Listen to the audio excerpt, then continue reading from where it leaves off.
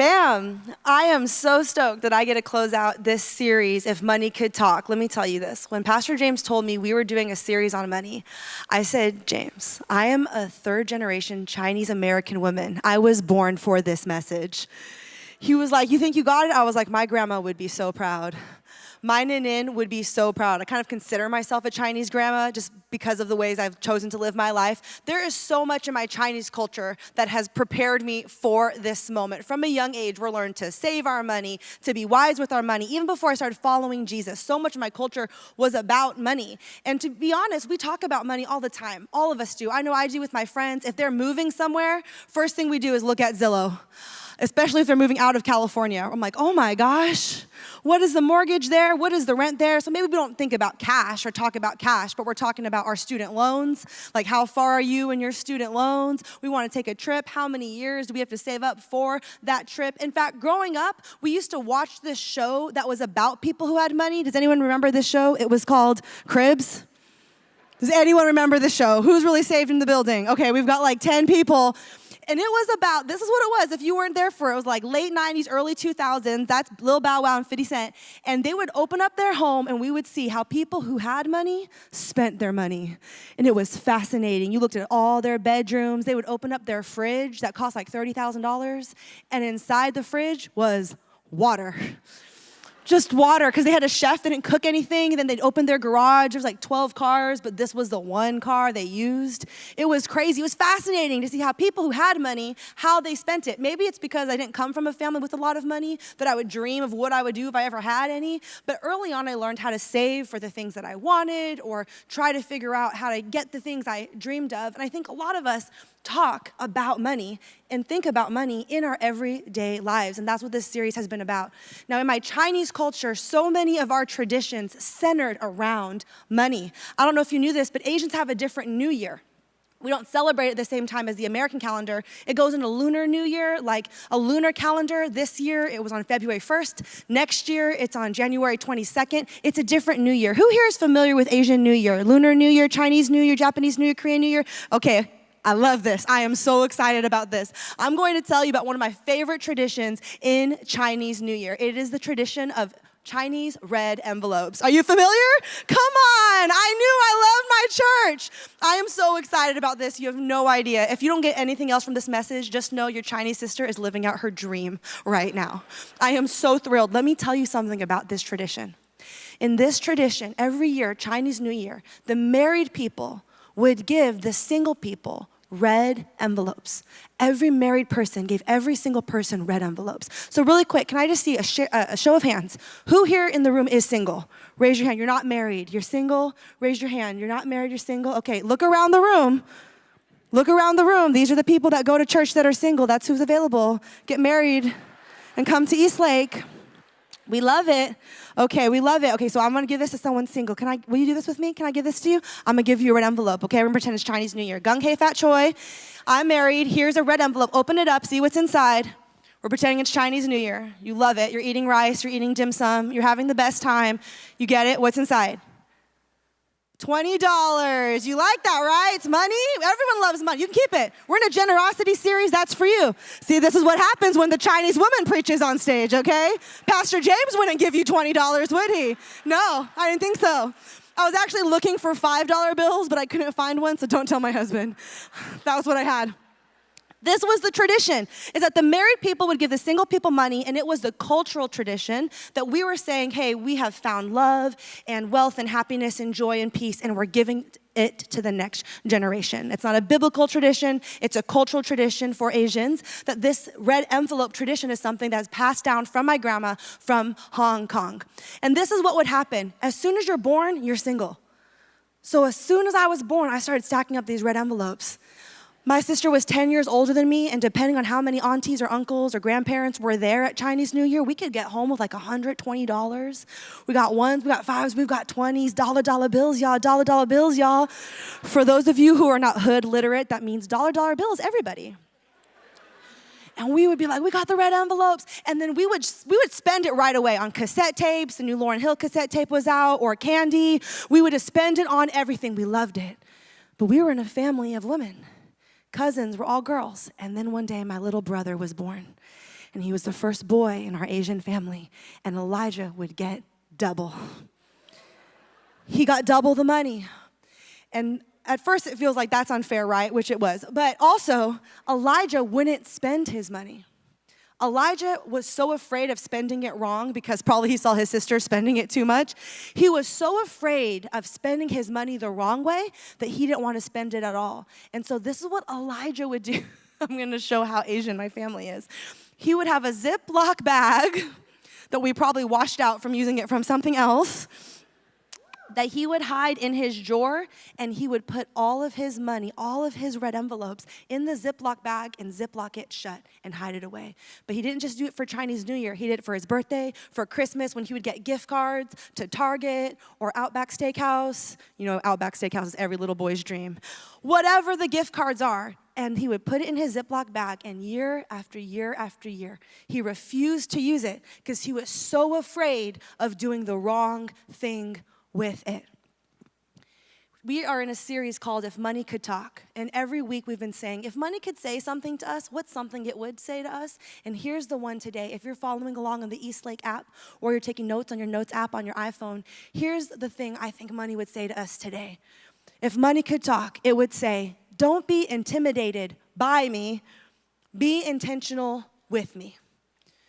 Don't be intimidated or fearful of me. Be intentional with me. Just like my baby brother Elijah was so afraid of doing the wrong thing that he wouldn't even count his money and do anything, Jesus actually says this same thing. In the Word of God, he says, don't be intimidated by it. Don't be fearful of it. Don't let it control your life. Don't let it be a source of fear. Be intentional with it.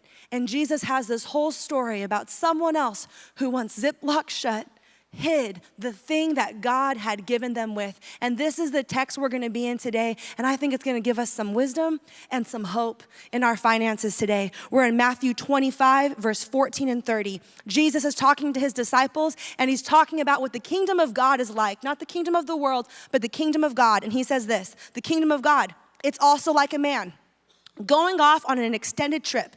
And he calls all his servants together, and he delegates responsibilities. To one, he gave $5,000, to another, $2,000, and to a third, $1,000, depending on their abilities. Then he left. Right off, the first servant went to work and doubled his master's investment. The second did the same. But the man with the single $1,000, he dug a hole, and he carefully buried his master's money. After a long absence, the master of those three servants came back and settled up with them. The one given $5,000 showed him how he had doubled his investment. His master commended him. Good work. You did your job well. From now on, be my partner. The servant with the $2,000 showed how he had also doubled his master's investment. And his master commended him. Good work. You did your job well. From now on, be my partner. But the servant given $1,000 said, Master, I know you have high standards, and you hate careless ways, and you demand the best and make no allowances for error. I was afraid I might disappoint you, so I found a good hiding place and secured your money. Here it is, safe and sound, down to the last cent. And the master was furious. That's a terrible way to live. It's criminal to live cautiously like that. If you knew I was after the best, why did you do less than the least? The least you could have done would have been to invest the sum with the bankers, or at least I would have gotten a little interest. Take the $1,000 and give it to the one who risked the most, and get rid of this play it safe who won't go out on a limb. Throw him out into utter darkness. Now, how much each of the servants were given has very little to do with the moral of the story. Just like Elijah had more money than me and my sister. But he didn't do anything with it. He didn't invest it in things he wanted. He didn't save it for things he wanted more. And here we see Jesus saying the same thing. He's saying it's criminal to be given something from me and hide it, to hoard it to yourself. It shows that those servants thought they owned the money, thought it was all theirs to be fearful of, theirs to be intimidated by, theirs to figure out what they were supposed to do with it, when the master said, I want you to invest what I've given you. You don't have to be afraid of the thing I've entrusted to you. It's not yours. You're just money managers. You're just managing what I am giving you. And what does it show us when we hold back or hide it in fear or hoard what God has given us? Perhaps it shows that we think it's ours. And we think that we're the ones that are in charge of everything we have. This is my main point today. As we're ending this money series, here's my main point if you're taking notes. What you do with what you've got shows who and whose you are.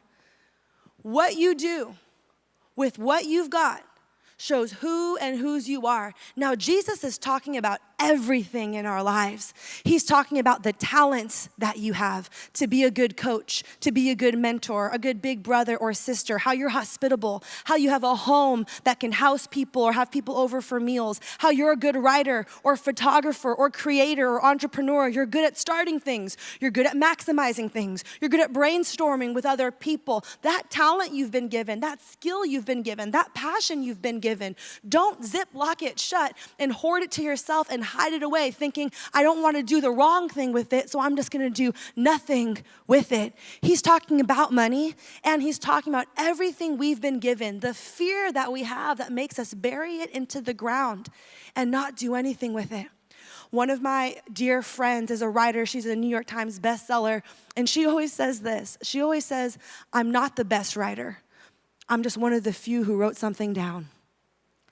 And her point is that there's so many people that come up to her that say, I'm a great writer, I have all these great words, and she always thinks, man, I'm not that, but I wrote something down. There's so many people that have a passion, that have a skill, but don't do anything with it, and they know they're really good at it. They have a lot within them. They have the most perhaps within them, but if they don't invest it, what good is it? If they don't use it, then it just goes to waste. And I'll tell you, for the past 11 years, a question I've gotten every month for the past 11 years as I teach at other churches around the country is people will come up to me and say, I want to start something, I want to write something, maybe it's a book, maybe it's a blog, maybe it's an album, I want to start this business, I want to create this program, I want to create this network. People have dreams and they have passions and they say, I think God's called me to do this, and we'll talk about what the next step might be, but almost every time, their excuse will have to do something with fear. I'm afraid of what people will say, I'm afraid if I fumble, I'm afraid if I don't get it right, I just don't know if I'm supposed to do this. And I just want you to know, if that's you, God's not calling you to the perfect step. He's just calling you to the next step of faith, the next step of obedience, the next step towards Jesus. But one thing I say to these people every month, I say, you don't have to be afraid that you're not supposed to do anything with it. God gave it to you. It's actually your responsibility. You don't have to be afraid of it. God gave it to you, and you're responsible for that story that God has put in your life. You're responsible for the fact that you're a good mentor to start reaching out to younger people and being there for them. You're responsible for the fact that you're hospitable and you can open up your home to connect more people in your neighborhood. These things that we have fear of, we don't have to have fear. God gave it to us to use, to glorify Him with it, to help other people with it, to connect people with it. It is our responsibility to use what God has given us, but perhaps if we're holding it back, is it because we think it's ours? To be afraid of, to be nervous about, to hoard inside of ourselves. What you do with what you've got shows who and whose you are.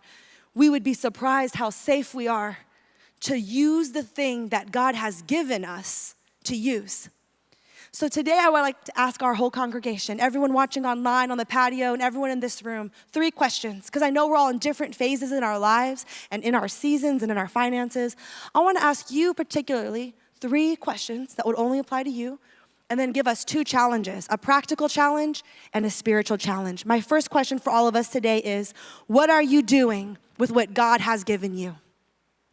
What are you doing with what God has given you? Whether that's your money, whether that's your home, whether that's your advice, whether that's your talent or your ability to tell stories, whatever that is, what are you doing with what God has given you? Now, my sister and I weren't much smarter, as we would just spend our money right away and not save for anything we needed right away. But as we got older, we started wanting some things, having some dreams. My sister wanted to play piano, so she started saving up for chord charts. I wanted to play basketball professionally, so I started saving up for sneakers. And shock, this 5'3" Chinese woman did not get that dream.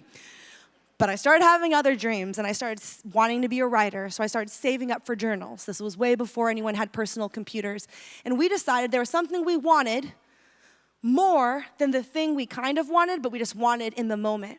So we would start to save up for the thing we wanted most.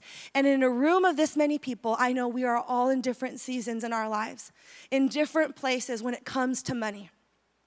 Some of us have fear of money and fear of our finances, but for different reasons right now. Me and my husband, we've been through many different seasons when it comes to our finances. There was a season for us when we decided to invest all of our savings and all of our money onto a project we really believed in. But the people I hired were negligent. I hired poorly, and we lost everything. We lost everything we invested and then some. And I felt so much guilt. For some of us, we've invested and we invested poorly and we feel like it's our fault. My husband was so gracious to me and he's never made me feel guilt for it. And he was very patient with me as we headed into one of the hardest financial seasons of our lives, having to be really tight and having to save in ways we never expected to in order to try to recuperate what was lost. We've been in a really hard season like that.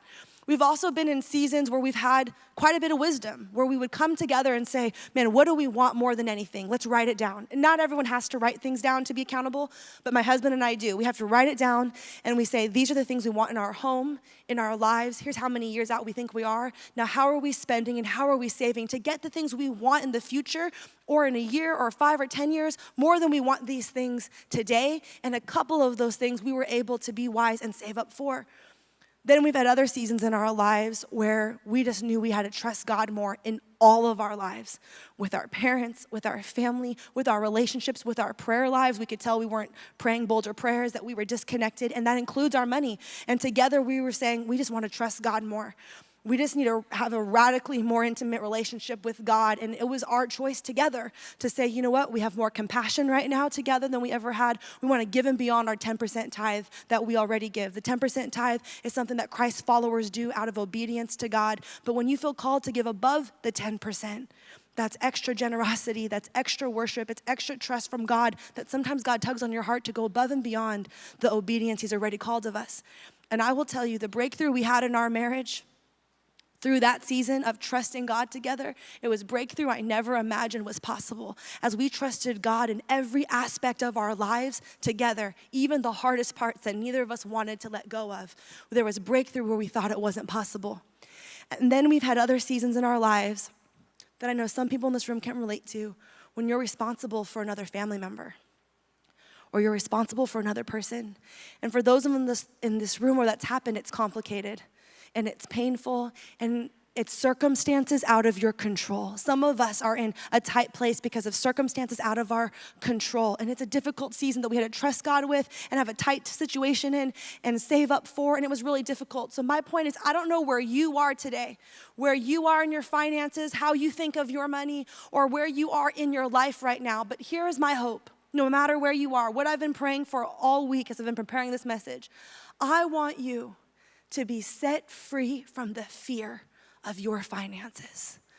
I want you to be set free from the burden of the fear of your finances, set free from the stress of the way that sometimes the stress of money can overtake your thoughts or stress out your mind or distract you from the other things God has called you to do. I want us to be set free from the fear that often comes from money. The 10% tithe is something that us Christ followers do out of obedience to God. It's something He asks of us to give 10%. And many of us think in the past, I grew up hearing that it was all my money and I have to give 10% to God, but that's not true. We believe it's all God's. And He says, will you give 10% back to me? Just like the story we heard, we're the money managers. It's all the masters. It's all God's. And He's saying, will you just give 10% back to me? And some of us have that tugging on our heart to be extra generous. We realize we're not trusting God in many aspects of our lives. And the first step is often a physical step, saying we want to give a little bit above and beyond to worship God, to trust Him more, and to have breakthrough in our mentality. It will help set us free from worry. When we realize that this money is not ours, it's God's. And He's asking us to give back to Him, invest what He has already given to us. Now, no matter where you are in your life, in your finances, wherever season you're in, one of the worst things that any of us can do with our money is not know where it's going. Just to not know, just to be like, I'm not even sure where I am financially, and I'm not sure if I am even close to my goals. And that is how not to manage God's money. To just have no idea. You're not hitting your goals, and you're not even sure why. Not knowing where your money is going is how not to manage God's money. So here's the next question I want to ask you. Here's the next question. I've asked this a lot actually here at this church. My second question to you is, what is the life you want to live? What is the life you want to live? I know I've asked this question a lot when I've talked about purpose or calling or relationships, but it's an important question that centers us and God. What is the life that I want to live? Maybe you're here today and you're saying, man, I just want to have financial peace. I just don't want to be stressed out about money. Or maybe for you, you're saying, I just want to go on a trip with my spouse. Or I would just really love to have a family vacation. Or maybe for you, you're thinking, man, I just really want to have people over my house. I want to be known as a generous family. I used to be known as a generous family, and I want to be known as a generous family again. For me, that was really big for me and my husband. There was about 4.5 years in my life where I didn't have a home, and I lived with other families in churches all over the country, across denominations, across cultures, across state lines. Families would house me for a day, a week, a month. I spent holidays with them. So one of my dreams when I married my husband was I want to have a home where people can come over for Thanksgiving if they have nowhere else to go. I want to have a home where if someone needs a place to stay for a week, they can come here. So here are some goals we have. I want a new dining room table that can fit more than 2 people. I want to have a guest room, so we're going to have to save up for a new mattress. Because of goals that I have, I've had to save up for those things. Then because for me, my childhood, I was one of the kids that got the food bank donations. It has been so important to me that we're a family, that we're a church that gives above and beyond because we give to people in need. We give to people without parents, without homes. It's so important to me because that is important in my life story. I want to be a generous person to people who don't have any other resources. Maybe you're like me, and you're like, I just want to learn how to trust God with every aspect of my life. I want it to be a down-to-earth, real, and practical relationship where I'm physically showing my dependence and trust on Him. Maybe that's you today, too. What is the life that you want to live? What do you want people to say about you? What do you want people to feel from you? What is the life you want to live? And then my third question is this: how are you planning for the life you say you want to live? How are you planning for the life you say you want to live? You might have passion, but you might not have a plan. How are you planning for the life you say you want to live? These are my 3 questions today. What are you doing with what God has given you? Are you hiding it in fear, thinking it's yours? Or are you giving it away, giving it back to God the way He's asked you to? What is the life you want to live? And how are you planning for the life you say you want to live?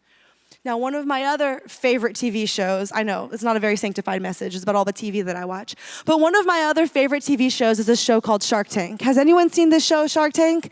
Come on, yes, it's amazing. Yes, it's also about money, but it's amazing to see people's dreams come true. I love watching people's dreams come true. It's also why I have to watch the NBA draft. I just love it. We'll have like church in my living room. I'm like, oh my gosh, dreams coming true. We love it. But I want to tell you about these 2 ladies right here are from the San Diego area. They created a product called Mush. They found a need in the health space for people who were on the go and didn't have time to cook but needed something while they were commuting. And they hustled out here in San Diego at the Little Italy Farmers Market. Does anyone else go to the Little Italy Farmers Market? Me and my husband are there every other Saturday. Hang out with us. We love it. We love supporting the local people. And these women came and they said, here's our plan. Here's how we've spent our money. Here's how we're saving our money. Here's what we could do with some more money. And Mark Cuban was like, yes. And it blew up. These 2 women, local entrepreneurs here. I want to show you what I ate for breakfast this morning. Come on, somebody. Mush. I love my chick entrepreneurs. I'm not sponsored by them. Like, I'm not an influencer for Mush. But hey, Mush girls, if you're watching, I love you. I support you. Holler at your girl if you want a pastor influencer. I love this brand, Mush. We eat it. And, oh my gosh, I didn't show the last service this. It comes with the spoon. For busy people, we're like, oh, shoot. You get something, you go in the car, you're like, I have no way to eat this. There is a way. Mush. All right, anyways, I love this show, and I love seeing it. Let me tell you, one of the worst things we can do with our money is just not know where it's going, because I want you to have the life you want, and I want you to plan for your passions, and I want you to be the generous person you want to be and provide the things that you didn't have. So I want you to have more than passion. I want you to have a plan, and this is possible for all of us. So here is my challenge. Here's my practical challenge for all of us today. If you're watching online, the patio, or here in the room, I have a practical challenge for you today. It's 90 days. Now, we as a church have already been going through a 90-day challenge. If you've been here the past 2 weeks, we've been saying for 90 days, we're gonna ask you to take another step to be generous. I'm adding on another practical savings challenge because your Chinese grandma wants you to have more homework and get an A+. Get an A+. I'm just kidding. As your Chinese grandma, I want an A+, but as your pastor, I just want you to show up. And so 90 days, keep track, look back, and take back. Here's my challenge that I'm adding on to our Generosity 90-day challenge, where we've been challenging us to be one step more generous. I also want to help you with your savings. I want to challenge you for 90 days, June, July, August, to keep track of how you're spending.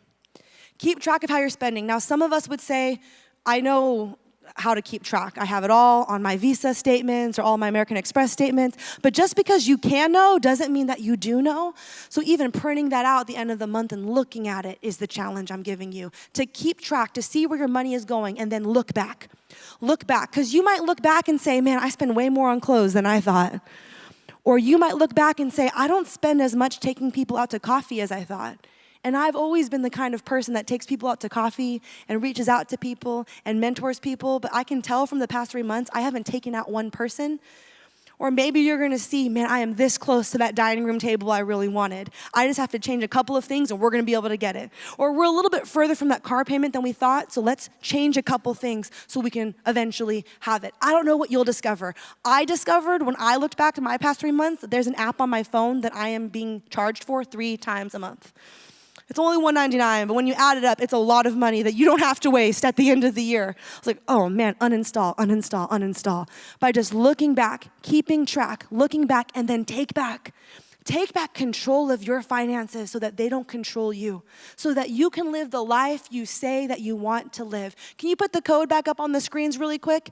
This is the 90-day challenge QR code. The QR code is alive here at this church. We're keeping it alive. Here we go.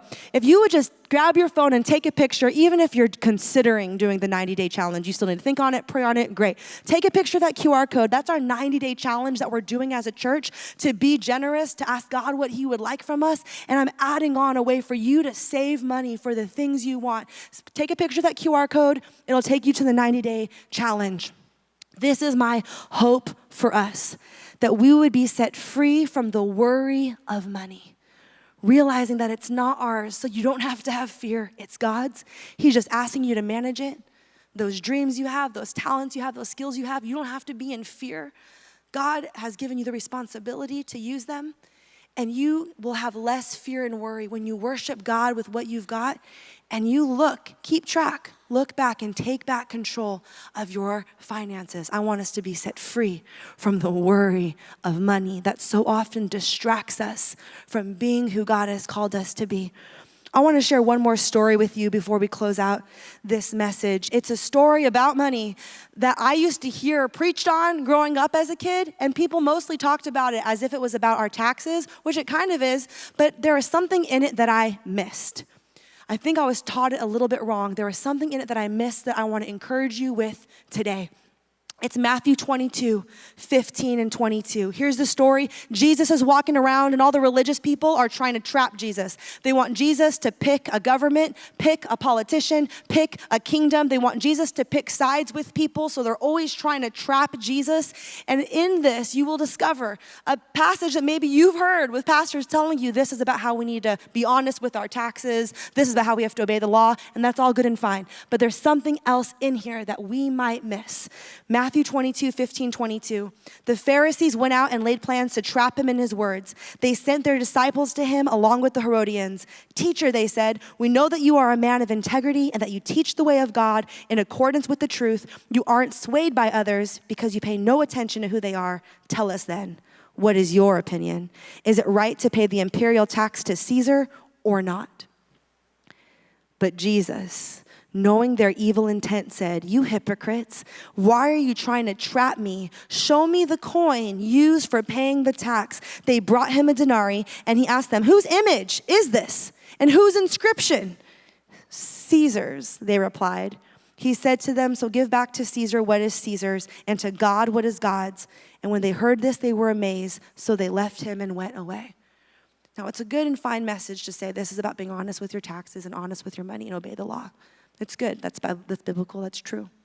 But we're also going to miss something else if we don't see what Jesus said. He said, give back to Caesar what is Caesar's and to God what is God's. He said, if there is Caesar's image on this, then give to Caesar what's Caesar's. If there's someone's image on something, then give to them what belongs to them. And there is also someone's image that's stamped on me and you. Genesis 1:26-27 says, God said, let us make mankind in our image, in our likeness, so that they may rule over the fish in the sea and the birds in the sky, over the livestock and all the wild animals, and over all the creatures that move along the ground. So God created mankind in his own image. In the image of God, he created them. Male and female, he created them. Jesus said, give to God what's God's. And God's image is stamped on me and you. God's image is stamped on our whole lives. And God, he's a miracle worker. God, he is a provider. God is someone who is for you. He's not against you. In fact, he is so for this world that he gave us all these gifts and resources to go fight for this world, to use them, to not hoard them, to not hide them, but to invest them. We don't have to be intimidated by what we've been given. We just have to be intentional with it, with our talents, with our skills, with our passions, and with our money. Jesus is saying, give to God what's God's, which is your whole life. God's image is stamped on you. This God who is a waymaker, this God who is a promise keeper, this God who doesn't just set you free from sin, but can set you free from stress. This God who you don't just trust with your family, you can trust with your finances.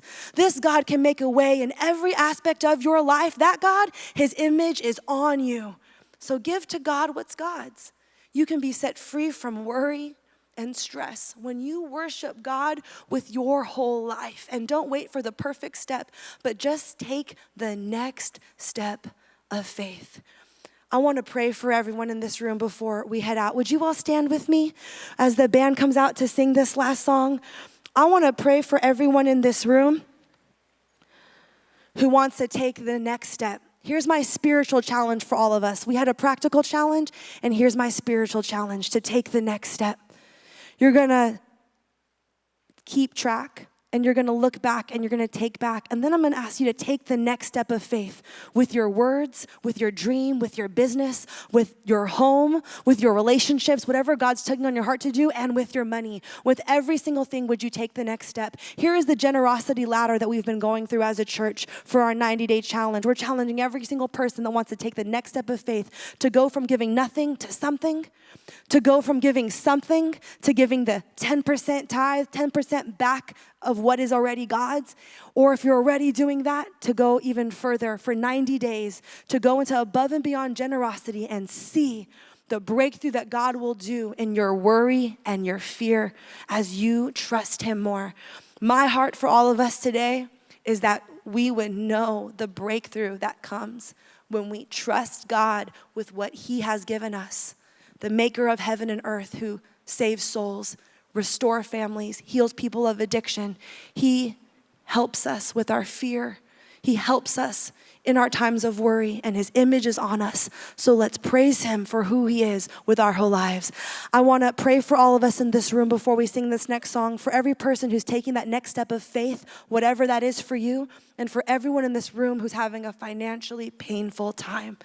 Things are tight, things are painful. I want to pray that doors open for you, that you have wisdom and God's peace. And I want to pray that doors open for you in your situation. I want to pray for all of us today that we would take a next step to have a radical encounter with Jesus in these next 90 days. I want to pray for you.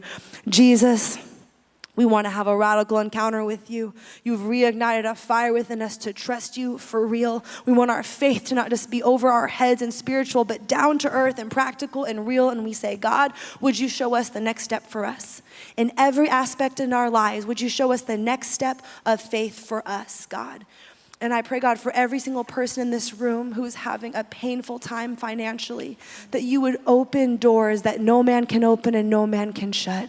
Would you open opportunities, God, in the places where opportunities are greatly needed? And we as a community surround you. We come alongside of you. Would you show us how to be there for one another? And God, I just pray for every single person in this room who is having struggles financially. I pray that you would help us be set free from worry and fear. We trust you, God. We love you more than anything. You're the best thing in our lives. Amen and amen. Hey, will you stay standing? And we're going to sing this song, declaring who God is. He's a way maker. Let's sing it together.